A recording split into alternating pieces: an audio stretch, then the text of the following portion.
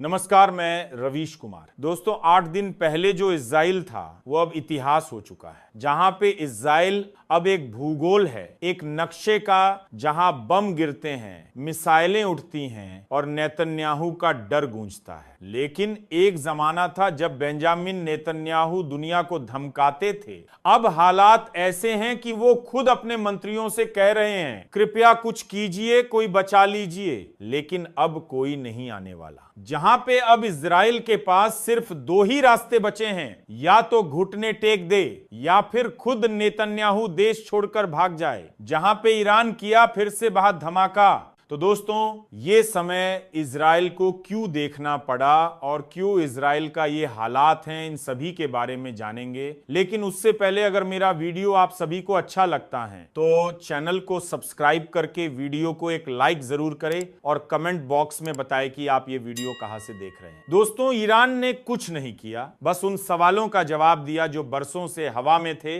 जहां गाजा के मासूम बच्चे क्यों मारे गए और हॉस्पिटल पर मिसाइल क्यों गिरी और बुजुर्गों की लाशें सड़कों पर क्यों पड़ी रहीं, इन सारे सवालों का जवाब मिसाइलों में भरकर ईरान ने भेजा और ये मिसाइलें सीधे जाकर गिरी हाइफा की सबसे घनी बस्ती तेल अवीव की सड़कों पर। फिर बेंजामिन नेतन्याहू के डर में कहते हैं कि इजराइल का आयरन डोम कभी नाकाम नहीं होता। लेकिन इस बार वो झूठ साबित हुआ। जहां पे ईरान की सटीक निशानेबाजी ने दुनिया के सबसे महंगे डिफेंस सिस्टम को चकनाचूर कर दिया। अब न वो डोम बचा न डिफेंस। जहां पे नेतन्याहू की सेना सिर्फ बयानबाजी करती रही और ईरान की मिसाइलें एक एक करके शहरों को खाक करती रहीं। फिर बेंजामिन नेतन्याहू को अब समझ आ गया है, ये लड़ाई अब उसकी नहीं रही, वो जंग अब ईरान की है, गाजा की माओं के लिए, बच्चों के लिए और उन बस्तियों के लिए जो हर रात मौत की छांव में सोती हैं। जहां पे पिछले 48 घंटों में ईरान ने 12 बड़े ठिकानों को ध्वस्त कर दिया है और हाइफा, तेल अवीव, अश्कलोन, हर शहर अब एक श्मशान बन गए हैं। जहां पे एयरपोर्ट्स पर भगदड़,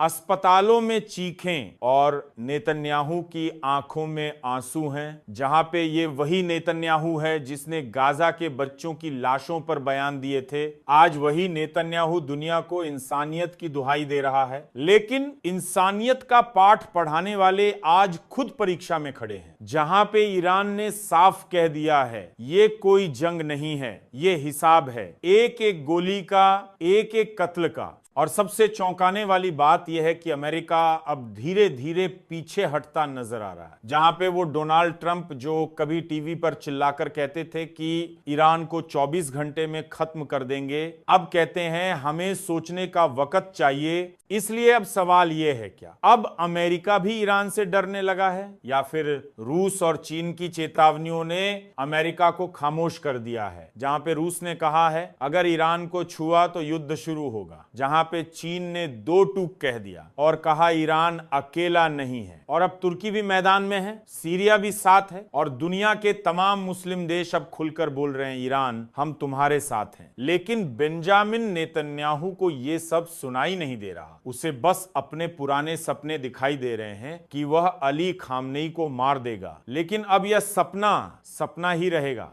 जहां पे ईरान ने सिर्फ हथियार नहीं उठाए, उसने एक विचार उठाया है और यूं है इंसाफ का विचार। जहां पे अब बम नहीं गिरते, अब सजा दी जाती है। जहां पे अब मिसाइलें बदले के नहीं, जवाबदेही के लिए उड़ती हैं और इस जवाबदेही से अब इजराइल भाग नहीं सकता। जहां पे इजरायली संसद में हंगामा है और सैनिक डरे हुए हैं और नागरिक सीमाओं से बाहर भाग रहे हैं। जहां पे नेतन्याहू अब सुरक्षित बंकर में बैठकर टीवी पर देश को संबोधित करते हैं, लेकिन अब वो आवाज सुनने वाला कोई नहीं है। जहां पे हर कोई जान चुका है अब खत्म हो चुका है सब कुछ। जहां पे ईरान ने कहा है यह जंग तब तक चलेगी जब तक नेतन्याहू का शासन खत्म नहीं होता। और यही सच है कि गाजा की सड़कों पर जो लाशें बिछी थीं, आज वो नेतन्याहू की आत्मा पर बोझ बन गई। इसलिए अब नेतन्याहू अब भाग रहे हैं क्योंकि अब कोई और रास्ता नहीं है। जहां पे ईरान की ताकत अब एक मिसाल बन चुकी है जो ये बताती है कि अत्याचार का जवाब देर से ही सही लेकिन जरूर मिलता है। तो दोस्तों ये बात अब नेतन्याहू की हार की नहीं है, ये कहानी उस आवाज की है जो दबाई गई थी, और गाजा की आवाज इंसानियत की आवाज था। इसलिए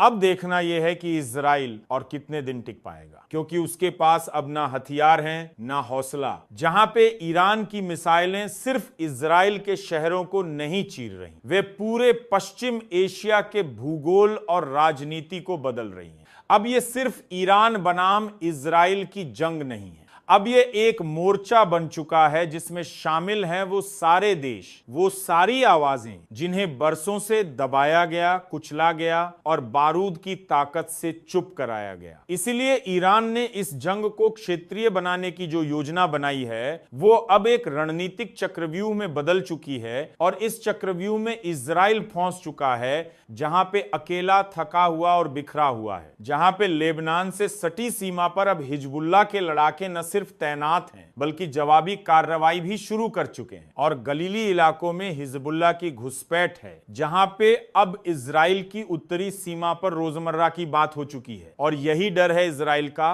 क्योंकि हिजबुल्लाह कोई छोटी ताकत नहीं, ये वो संगठन है जिसने 2006 में इजराइल को पीछे हटने पर मजबूर किया था, जहां पे नेतन्याहू के लिए हिजबुल्लाह सिर्फ एक संगठन नहीं, एक दुखती नस है। और सीरिया जो पिछले एक दशक से खुद जख्मों से जूझ रहा था, लेकिन अब ईरान की छाया में फिर से खड़ा हो गया है, और दमिश्क से लेकर दरा तक ईरानी मिसाइल डिप्लॉय की जा चुकी हैं, जहां पे इजराइल की वायु सेना को जवाबी कार्रवाई का सामना करना पड़ रहा है। इसलिए ईरान ने सीरिया को सिर्फ एक लॉन्च पैड नहीं बनाया बल्कि बफर जोन बना दिया है, जहां से इजराइल को रोज चेतावनी मिल रही है कि तुम सिर्फ एक देश से नहीं लड़ रहे, एक मोर्चे से लड़ रहे हो। तो अब बात करते हैं उस देश की जो भूखा है, पीड़ित है, लेकिन फिर भी लड़ने को तैयार है, जो कि यमन। दोस्तों, हौथी विद्रोही अब ड्रोन से इजरायली शिपिंग लाइनों को टारगेट कर रहे हैं और रेड सी में इजरायली तेल टैंकरों पर हमले कर रहे हैं। यूरोप को सीधी चुनौती मिलेगी और